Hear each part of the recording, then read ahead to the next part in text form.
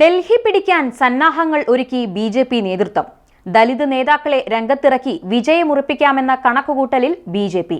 രാജ്യത്തിന്റെ ഭരണകേന്ദ്രമായ ഡൽഹിയിൽ അധികാരമുറപ്പിക്കാൻ തന്ത്രങ്ങൾ മെനഞ്ഞ് രാഷ്ട്രീയ പാർട്ടികൾ.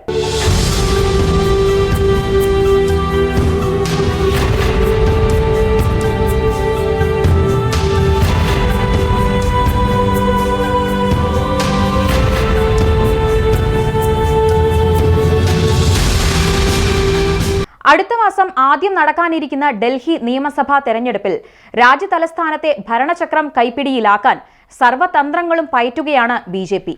മുൻ വർഷങ്ങളിൽ നിയമസഭാ പോരിൽ ആം ആദ്മി പാർട്ടിയോടേറ്റ പരാജയം മറികടക്കാനായി സ്ഥാനാർത്ഥി നിർണയത്തിലടക്കം അതീവ ജാഗ്രതയാണ് ബിജെപി ഇത്തവണ ഡൽഹിയിൽ പുലർത്തിയിരിക്കുന്നത്. ഉദാഹരണത്തിന് ദലിത് വോട്ടുകൾ വലിയ തോതിൽ ആകർഷിക്കുകയെന്ന ലക്ഷ്യത്തോടെ കോൺഗ്രസിനെയും എഎപിയെയും അപേക്ഷിച്ച് കൂടുതൽ ദലിത് സ്ഥാനാർത്ഥികളെ ബിജെപി ഇത്തവണ മത്സരിപ്പിക്കുന്നു. ഡൽഹിയിൽ 12 സീറ്റുകളാണ് പട്ടികജാതി വിഭാഗത്തിനായി സംവരണം ചെയ്തിരിക്കുന്നത്. എന്നാൽ ആകെയുള്ള 60 സീറ്റുകളിൽ ബിജെപി 14 ദലിത് സ്ഥാനാർത്ഥികളെയാണ് മത്സരിപ്പിക്കുന്നത്. 2 ജനറൽ സീറ്റുകളിലും പാർട്ടി ദലിത് നേതാക്കൾക്ക് സ്ഥാനാർത്ഥിത്വം നൽകി.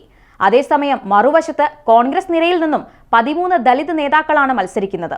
പൊതുവെ മിക്ക പ്രമുഖ പാർട്ടികളും ദലിത് സ്ഥാനാർത്ഥികളെ സംവരണ മണ്ഡലങ്ങളിൽ നിന്ന് മാത്രമാണ് മത്സരിപ്പിക്കാറുള്ളത്.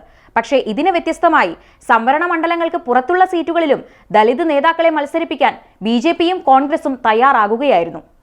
മാറ്റിയ മഹലിൽ നിന്നുള്ള ദീപ്തി ഇൻഡോറയും ബല്ലിമാരനിൽ നിന്നുള്ള കമൽ ബാഗ്രിയുമാണ് ബിജെപി ജനറൽ സീറ്റുകളിൽ നിന്ന് ടിക്കറ്റ് നൽകിയ ദലിത് സ്ഥാനാർത്ഥികൾ. കോൺഗ്രസിൽ നിന്ന് അരുണ കുമാരി സംവരണേതര സീറ്റായ നരേലയിൽ നിന്നും മത്സരിക്കുന്നു.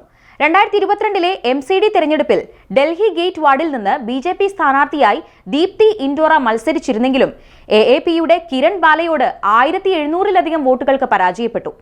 അതേസമയം ബല്ലിമാരൻ മണ്ഡലത്തിന്റെ ഭാഗമായ രാംനഗർ വാർഡിൽ നിന്നുള്ള സിറ്റിംഗ് കൗൺസിലറാണ് ബാഗ്രി. MCD തിരഞ്ഞെടുപ്പിൽ 2300-ലധികം വോട്ടുകൾക്കായിരുന്നു അദ്ദേഹത്തിന്റെ വിജയം.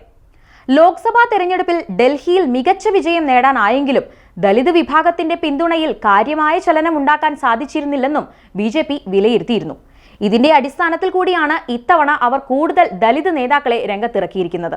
അതേസമയം ജനപ്രീതിയും വിജയസാധ്യതയും കണക്കിലെടുത്ത് മാത്രമാണ് സ്ഥാനാർത്ഥി പ്രഖ്യാപനമെന്നാണ് ബിജെപി നേതൃത്വം വ്യക്തമാക്കുന്നത്.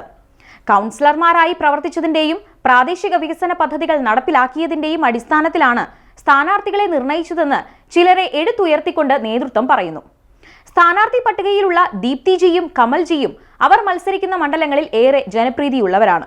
ഒരു തെരഞ്ഞെടുപ്പിലേക്ക് മത്സരിക്കുമ്പോൾ അവരുടെ ജാതിയേക്കാൾ പ്രധാനം പ്രവർത്തന മികവും കാര്യക്ഷമതയുമാണെന്ന് ബിജെപി അവകാശപ്പെടുന്നു.